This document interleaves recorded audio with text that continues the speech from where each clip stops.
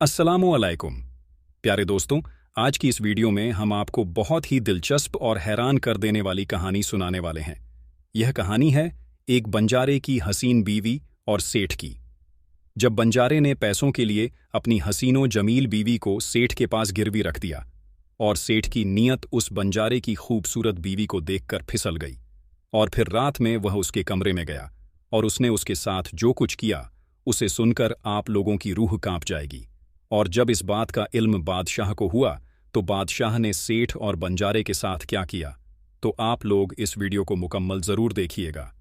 Video पसंद आए तो वीडियो को लाइक करें, साथ ही करीबी लोगों के साथ शेयर भी ज़रूर करें। एक बंजारा अपनी बीवी को लेकर अपने शहर से पैसे कमाने के लिए दूसरे शहर रवाना हुआ। जब वह दूसरे शहर के करीब पहुंचे तो उन्हें रास्ते में कुछ डाकू मिल गए, और उन डाकुओं ने उस बंजारे और उसकी बीवी के पास जो कुछ भी था वह सब कुछ लूट लिया, और इस तरह बंजारे और उसकी बीवी को डाकुओं ने भिखारी बना दिया। इसके बाद वो डाकू वहां से फरार हो गए, लेकिन बंजारा और उसकी बीवी सब कुछ लूटने के बाद फिक्र में पड़ गए और सोचने लगे कि अब क्या करें, कहाँ जाएं। एक अनजान शहर में दोनों का बुरा हाल हो गया, क्योंकि अनजान शहर में पैसा ही काम आता है। बंजारा अपनी हसीन बीवी को लेकर शहर की तरफ रवाना तो हो गया, लेकिन उसे यह फिक्र सता रही थी कि अब मैं क्या कारोबार करूंगा, पैसे तो मेरे पास हैं नहीं। वह इसी फिक्र में चला ही जा रहा था कि उसे शहर के बाहर एक फकीर दरवेश दिखाई दिया। वह बंजारा अपनी बीवी को लेकर फकीर की तरफ चल दिया। जब वह फकीर दरवेश के पास पहुंचा, फकीर को देखकर बंजारे ने सोचा, क्यों ना इस फकीर को अपनी परेशानी बताऊं, शायद यह मेरी परेशानी का कुछ हल कर दे। यह सोचकर वह फकीर के पास पहुंच गया और बहुत ही आजिज़ी भरे अंदाज में उसने अपनी परेशानी उस फकीर को बताई और कहा, फकीर बाबा, डाकुओं ने हमारा सब कुछ लूट लिया। अब कारोबार करने की बात तो बहुत दूर, हमारे पास खाने पीने के लिए भी कुछ नहीं है। अगर आप हमारा कुछ इंतजाम कर दें तो मैं आपको वापस लौटा दूंगा। फकीर को उस बंजारे पर बहुत तरस आया। फकीर बाबा ने कहा, मेरे बच्चे, मेरे पास तो कुछ भी नहीं, लेकिन मैं एक ऐसे शख्स को जानता हूं जो ज़रूरतमंदों को उधार दे देता है। आप दोनों उसके पास जाकर अपनी परेशानी बताओ, शायद वह तुम्हें कुछ पैसे दे दे। फकीर ने उन दोनों को सेठ के बारे में बताया और उसके पास भेज दिया। बंजारे की बीवी इतनी खूबसूरत थी जो कोई भी देखता तो देखता ही रह जाता। बंजारा अपनी को लेकर सेठ के पास पहुंच गया। सेठ ने जब बंजारन को देखा तो उस पर फिदा हो गया, लेकिन वह बंजारा इस बात से बिल्कुल बेफिक्र सेठ से हाथ जोड़कर कहने लगा, सेठ जी, मुझे कुछ पैसों की ज़रूरत है। लेकिन सेठ का एक असूल था, वह पैसे तो उधार दे देता था, लेकिन पहले कुछ सामान अपने पास गिरवी रखता था। सेठ ने कहा, पैसे तो मैं तुम्हें दे दूंगा, लेकिन तुम्हारे पास गिरवी रखने के लिए क्या है? अब बंजारा सोचने लगा, उसके पास तो कुछ भी नहीं था। थोड़ी देर कुछ सोचकर उसने बड़ी आजिज़ी से कहा, सेठ जी, मेरे पास गिरवी रखने के लिए तो कुछ भी नहीं है। सेठ ने कहा, देखो भाई, इस तरह मैं आपको एक आना भी नहीं दे सकता, यह मेरा असूल है। बंजारा फिर सोच में पड़ गया। कुछ देर सोचने के बाद सेठ से कहा, सेठ जी, आप मेरी बीवी को गिरवी रखकर मुझे कुछ रकम दे दीजिए। मैं उन पैसों से कारोबार करके जल्दी ही आपकी रकम ब्याज सहित वापस कर दूंगा और अपनी बीवी को ले जाऊंगा। तब तक मेरी बीवी आपके दिए हुए पैसों में आपके पास मेरी अमानत रहेगी। सेठ तो यही चाहता था। सेठ ने जब बंजारे की यह बात सुनी तो वह खुश होकर पैसे देने के लिए तैयार हो गया और पैसों के बदले में बंजारे की बीवी को अपने पास रख लिया। अब जैसे ही आधी रात का वक्त गुजरा, सेठ बंजारे की बीवी के कमरे में पहुंचा। यह देखकर बंजारे की बीवी के पैरों के नीचे से जमीन निकल गई। वो डर के मारे सहम गई और उससे कहा, खुदा के लिए मेरे कमरे से निकल जाओ। लेकिन सेठ कहाँ मानने वाला था और उस औरत से कहने लगा, खुदा ने तुम्हें कितना खूबसूरत बनाया है। इसके बाद कहा, अब तुम उस नादान बंजारे को भूल जाओ, अब तुम हमेशा के लिए मेरी हो। उधर अब बंजारा सेठ के पास अपनी बीवी को छोड़कर सेठ से कर्ज लेकर कारोबार करने के लिए चला गया।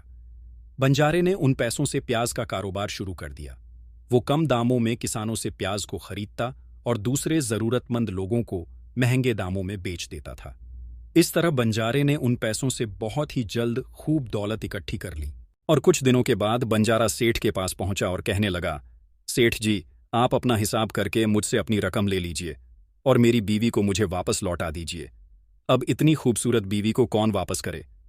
सेठ ने बंजारे से कहा, भाई क्या बताऊं, आज से 2 महीने पहले की बात है। तुम्हारी बीवी अचानक बीमार पड़ गई और उस बीमारी के कारण तुम्हारी बीवी की मौत हो गई। मैंने तुम्हारी बीवी का बहुत ही इलाज करवाया, अच्छे से अच्छे हकीम को दिखाया, लेकिन मैं फिर भी तुम्हारी बीवी को नहीं बचा सका। बंजारे ने जब उस सेठ के मुंह से यह सुना तो दिल पकड़कर बैठ गया और बहुत दुखी हो गया। फिर थोड़ी हिम्मत बांधकर सेठ से बोला, सेठ जी, जो होना था वो तो शायद मेरे नसीब में ही ऐसा लिखा हुआ था। अगर वह मेरे साथ भी रहती तब भी उसकी मौत आती, क्योंकि होनी को कौन टाल सकता है। फिर भी आप अपने पैसे मुझसे ले लो, ताकि मैं इस बात से बेफिक्र हो जाऊं कि मैंने अपना कर्ज चुका दिया है और अपनी बीवी को गिरवी रखने के कलंक से खुद को बचा लिया है। बंजारे की बात सुनकर वह सेठ बोला, नहीं भाई, अब मैं तुमसे पैसे कैसे ले सकता हूं? जब मैं तुम्हारी अमानत ही तुम्हें नहीं लौटा सकता तो अपना कर्ज वापस लेने का मुझे कोई हक नहीं है। बंजारे ने बार बार सेठ से अपना कर्ज वापस लेने की गुजारिश की, लेकिन सेठ नहीं माना। उसके बाद उदास होकर बंजारा वहां से चल दिया तो रास्ते में फिर उस जगह पर पहुंचा जहां पर उसकी मुलाकात उस फकीर से पहली बार हुई थी। हमेशा की तरह फकीर अपने चबूतरे पर बैठे हुए थे। बंजारा भी वहीं जाकर चुपचाप बैठ गया। फकीर दरवेश ने जब बंजारे को देखा तो उसे पहचान लिया और उसका हालचाल पूछने लगा। बंजारे ने पूरा मामला फकीर को बता दिया। वह फकीर दरवेश बहुत तजुर्बे का आदमी था। बंजारे की बात सुनकर फकीर ने कहा, बंजारे भाई, उस सेठ ने तेरे साथ धोखा किया है। तेरी बीवी अभी बिल्कुल सही सलामत जिंदा है। तेरी बीवी को उस सेठ ने अपने घर में छुपा लिया है। अब ऐसा कर, यहां के बादशाह के पास चला जा और बादशाह के दरबार में जाकर सुल्तान से गुजारिश करना कि बादशाह सलामत मेरी बीवी को सेठ से वापस दिलवा दो, क्योंकि यहां का सुल्तान बहुत ही अक्लमंद, बहादुर और होशियार है। वह जरूर तेरी बीवी को उस सेठ पर जोर डालकर दिलवा देगा। अब तो दरबार में ही तुम्हारा फैसला होगा। फकीर दरवेश की बात मानकर बंजारा बादशाह के दरबार में पहुंच गया और बादशाह के दरबार में पहुंचकर बादशाह से इंसाफ मांगने लगा कि बादशाह सलामत मेरी बीवी को सेठ से मुझे दिलवा दीजिए। बादशाह ने सेठ को बुलाया और पूछा, क्या यह बात सच है कि यह बंजारा कुछ पैसों के बदले में अपनी बीवी को तुम्हारे पास गिरवी रखकर गया था? सेठ ने हां करते हुए कहा, जी सुल्तान, बंजारे की यह बात बिल्कुल सच है। बादशाह ने फिर कहा, तो तुम इसकी बीवी को वापस क्यों नहीं लौटा रहे हो? बादशाह की बात सुनकर सेठ बोला, कैसे लौटता सुल्तान मुअज्जम? मैंने इस बंजारे को बता तो दिया था कि आज से 2 महीने पहले इसकी बीवी की मौत हो चुकी है। सुल्तान मुअज्जम, अब मैं खुदा के पास जाकर तो इसकी बीवी को वापस नहीं ला सकता। बादशाह ने पूछा, कोई गवाह है तुम्हारे पास जो इस बात की गवाही दे कि इसकी बीवी इस दुनिया से रुखसत हो गई है? तो सेठ बोला कि सुल्तान इस बात की गवाही वह अच्छी तरह से देगा जिसने इस बंजारे की बीवी उस बंजारन का इलाज किया था, और वो 4 आदमी भी इस बात की गवाही दे देंगे जो इसकी बीवी को कब्रिस्तान में दफना कर आए थे। उस सेठ ने यह बात इतने यकीन के साथ कही कि बादशाह को भी उस पर यकीन हो गया। तब बादशाह ने बंजारे से कहा, अगर तुम्हारी बीवी जिंदा होती तो हम तुम्हें जरूर दिलवा देते, अब तो हम भी मजबूर हैं। इस तरह बादशाह ने बंजारे को समझाकर वापस भेज दिया। बंजारा फिर से फकीर के पास पहुंच गया और जो कुछ दरबार में बादशाह और सेठ ने कहा वह सारी बातें फकीर बाबा को बता दी। यह सब सुनकर फकीर दरवेश ने कहा, मैंने बादशाह को इतना बेवकूफ नहीं समझा था। मुझे दुख है कि उसने तुम्हारे साथ इंसाफ नहीं किया। उस बादशाह ने सेठ की बातों पर तो यकीन कर लिया और तुम्हें समझाकर वापस भेज दिया। अब तुम मेरी एक बात ध्यान से सुनो। तुम एक बार फिर से बादशाह के पास जाओ और उससे कहना कि बादशाह सलामत आप सिर्फ 3 घंटे के लिए अपने इस तख्त पर फकीर दरवेश को बैठने का मौका दे दें। फिर मैं आपको बताऊंगा कि इंसाफ कैसे किया जाता है और इंसाफ किसे कहते हैं।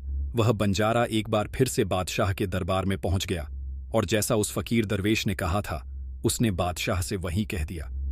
बादशाह ने बंजारे की यह बात सुनी तो यह सुनकर बादशाह ने कहा, मुझे 3 घंटे के लिए तख्त छोड़ने में कोई परेशानी नहीं है।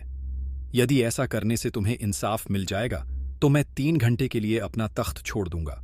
तुम उस फकीर को दरबार में बुला लाओ। बादशाह की यह बात सुनकर बंजारा फकीर के पास गया और फकीर को दरबार में ले आया। जब फकीर दरवेश दरबार में पहुंच गए तो बादशाह ने अपना तख्त छोड़ दिया और तख्त पर बैठते ही फकीर के सामने सेठ को हाजिर किया गया। फकीर ने सेठ से पूछा, 2 महीने पहले जब बंजारे की बीवी का इंतकाल हुआ तो इसका कोई सबूत तुम्हारे पास है? सेठ ने कहा, कहाँ? हाँ, मेरे गवाह मौजूद है। फिर बादशाह बने। फकीर ने हुक्म दिया कि गवाह हाजिर किया जाए। फकीर के हुक्म पर सेठ के गवाह पेश किए गए। सबसे पहले फकीर ने उस हकीम को बुलाया जिसने बंजारे की बीवी का इलाज किया था। फकीर ने उससे मालूम किया, क्यों भाई, आपने ही इस बंजारे की बीवी का इलाज किया था? हकीम बोला, जी, मैंने ही बंजारे की बीवी का इलाज किया था। हकीम की बात सुनकर फकीर बोला, अच्छा हकीम जी, मुझे यह बताओ कि तुम बंजारे की बीवी का इलाज करने के लिए सेठ के घर जाते थे या फिर बंजारे की बीवी इलाज करवाने के लिए तुम्हारे पास आती थी? बादशाह बने फकीर की बात सुनकर हकीम बोला, बादशाह सलामत सेठ जी मेरे पास खुद आकर दवा ले जाते थे। फकीर बोला, यानी तुम यकीन के साथ यह नहीं कह सकते कि वह दवा सेठ बंजारे की बीवी के लिए ही ले जाता था या फिर किसी और के लिए? फकीर की बात सुनकर वो हकीम बोला, यह बात मैं यकीन के साथ नहीं कह सकता कि सेठ जी किसके लिए दवाई ले जाते थे, लेकिन सेठ जी मुझसे दवाई जरूर ले जाया करते थे। हकीम की बात सुनकर वह फकीर बोला, इसका मतलब तो यही हुआ कि तुम मरीज को बिना देखे ही दवाइयां दे देते हो। यह तो बहुत ही अजीब मामला है। तुम दवा की जगह किसी को जहर भी तो दे सकते हो, और हो सकता है तुम्हारे जरिए दिए हुए जहर से ही इस बंजारे की बीवी की मौत हुई हो। फकीर की यह बातें सुनकर हकीम का चेहरा डर के मारे जर्द पड़ने लगा। वह गला साफ करते हुए बोला, नहीं हुजूर, ऐसा हरगिज नहीं हो सकता। मैं अपने किसी मरीज को दवा के बदले जहर क्यों दूंगा, और इस तरह से तो मेरी सारी इज्जत मिट्टी में मिल जाएगी। हकीम की बात सुनकर वह फकीर बोला, अब तो तुम ऐसा ही कहोगे। मैं तुम्हें अपने काम में लापरवाही करने के लिए और एक मरीज की जिंदगी से खेल करने के जुर्म में 50 कोड़े लगाने का हुक्म देने जा रहा हूं। इसके साथ ही तुम्हारा मुंह काला करके सारे शहर में भी घुमाया जाएगा। अब तुम सोच लो, सच बोलोगे या फिर मैं सिपाहियों को तुम्हें गिरफ्तार करने का हुक्म दूं? यह सुनकर हकीम का बदन कांपने लगा और वह फकीर के पैरों में जा गिरा और बोला, हुजूर, मुझे माफ कर दो। मैं कबूल करता हूं कि मैंने सेठ के किसी भी मरीज का कोई इलाज नहीं किया। सेठ ने तो मुझे हजारों रुपए दिए थे और कहा था कि अगर गवाही की जरूरत पड़ी तो ऐसा कहकर उसके हक में गवाही दे दूं। बस मेरा यही गुनाह है कि मैंने लालच में आकर इस सेठ की बात कबूल कर ली। बादशाह बने फकीर ने कहा, कुछ भी हो, तुमने गुनाह तो किया ही है, इसीलिए मैं तुम्हें झूठी गवाही के इल्जाम में 10 कोड़े लगाने का हुक्म देता हूं। फकीर के हुक्म को बादशाह के सिपाहियों ने फौरन पूरा किया और फकीर को पकड़ लिया और भरे दरबार में उसे कोड़े लगाने लगे। पहला कोड़ा लगते ही वह जोर से चिल्लाया और कहने लगा, सुल्तान, मुझ पर रहम कीजिए, मैं मर जाऊंगा। हर कोड़े के साथ उसके गले से दर्द भरी आवाजें निकलने लगी। हकीम के साथ ऐसा होते हुए देखकर सेठ के गवाह के तौर पर बुलाए गए उन चारों शख्स के कलेजे को मुंह आ गए जिन्होंने बंजारे की बीवी को कब्रिस्तान ले जाकर दफन करने की बात कही थी। अब बारी उन चारों गवाहों की आई तो फकीर ने उनसे पूछा कि तुम लोगों का कहना है कि तुम चारों ने इस बंजारे की बीवी के जनाजे को ले जाकर कब्रिस्तान में दफन कर दिया था। मुझे यह बताओ, दफन करने से पहले मैयत को गुस्ल दिया जाता है, फिर उसे कफन पहनाया जाता है। इस दौरान क्या तुमने उस औरत की मैयत को बेलिबास देखा था? यह सुनकर उस सेठ के चारों गवाह कहने लगे, नहीं हुजूर, उसका बदन तो हमने देखा ही नहीं था। जब सेठ जी ने जब जनाजा तैयार कर लिया था उसके बाद ही हम उसे कब्रिस्तान में ले गए थे और उसे दफना कर आए थे। उन चारों गवाहों की बात सुनकर वह फकीर बोला, और तुमने यह जानने की कोशिश भी नहीं की कि उस चारपाई पर मरा हुआ आदमी लेटा है या जिंदा लेटा है? कहीं ऐसा तो नहीं किसी जहरीली चीज से बेहोश करके उस चारपाई में लिटाया हो और तुम उसे कब्रिस्तान में ले जाकर दबाकर आ गए? यह तो एक बहुत ही बड़ा जुर्म है। इसके लिए तुम लोगों को मौत की सजा दी जा सकती है। वो चारों गवाह हकीम की पिटाई देखकर पहले से ही खौफजदा थे। जब उन्होंने फकीर के मुंह से मौत की सजा की बात सुनी तो उन सभी के हाथ पांव मानो बिल्कुल ही ठंडे पड़ गए हों। जैसे ही फकीर ने सेठ की तरफ देखा तो सेठ का चेहरा बाहर से फीका पड़ गया था। फकीर ने सेठ से कहा, सेठ जी, तुम्हारे 5 गवाहों की तो पहले ही हवा निकल गई। अब तुम बताओ कि किसी की मर्जी के खिलाफ किसी की बीवी को जबरदस्ती अपने घर में रखने के जुर्म में तुम कौन सी सजा पाना पसंद करोगे?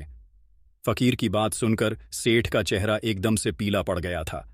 उसके मुंह से बोल नहीं निकल सका। बादशाह बने फकीर ने कहा, इससे पहले कि मैं तुम्हें 10 साल की सजा दे दूं, अभी भी वक्त है कि तुम इस बंजारे की बीवी को दरबार में हाजिर करो। बादशाह के डर से सेठ ने फौरन अपने गुलामों को घर भेजकर बंजारे की बीवी को दरबार में हाजिर कर दिया। फकीर ने बंजारे को उसकी बीवी सौंप दी और सेठ को झूठी गवाही के जुर्म में 5 महीने की कैद की सजा सुना दी। उन चारों गवाहों को 100-100 कोड़े मारने की सजा दे दी। जिन्होंने बंजारे की बीवी का जनाजा कब्रिस्तान में ले जाने की झूठी गवाही दी थी। यह देखकर बादशाह हैरान रह गया और फकीर के सामने हाथ जोड़कर बोला, फकीर बाबा, आप बहुत आला हैं। आपने मुझे सिखा दिया कि इंसाफ कैसे किया जाता है। बादशाह की बात सुनकर फकीर बोला, सुल्तान मुअज्जम, मेरी 3 बातें हमेशा याद रखना कि कभी भी इन 3 जगह पर अपनी बीवी को अकेला नहीं छोड़ना चाहिए। पहली जगह, अगर आपकी बीवी बीमार पड़ जाए तो ऐसी हालत में कभी भी उसको बीमारी में अकेली छोड़कर नहीं जाना चाहिए, क्योंकि जब कोई आदमी किसी औरत से शादी करता है तो शादी के वक्त वह कबूल करता है कि मैं तेरे सुख दुख में तेरे साथ रहूंगा। इसलिए बीमारी की हालत में उसके साथ ही हमेशा बने रहिए और उसकी देखभाल करिए। जिस तरीके से बीवी अपने शौहर की खिदमत करती है, इस तरह से शौहर का भी हक बनता है कि जरूरत पड़ने पर अपनी बीवी की खिदमत करें। यह आपके अखलाक है और आपकी खुशहाली की जड़ भी है। दूसरी जगह, अगर आपकी बीवी पर कोई झूठा इल्जाम लगाता है तो ऐसी हालत में तुम्हें उसके साथ खड़े रहना चाहिए, क्योंकि एक लड़की अपने माँ बाप का घर इसी आस में छोड़कर आती है कि मेरा शौहर मुझे समझे और हर हाल में मेरा साथ दें। इसीलिए दुनिया वाले उस पर कोई झूठा इल्जाम लगा रहे हैं तो आपको अपनी शरीके हयात के साथ खड़े रहना चाहिए। ऐसे वक्त में उसको कभी भी अकेली नहीं छोड़नी चाहिए।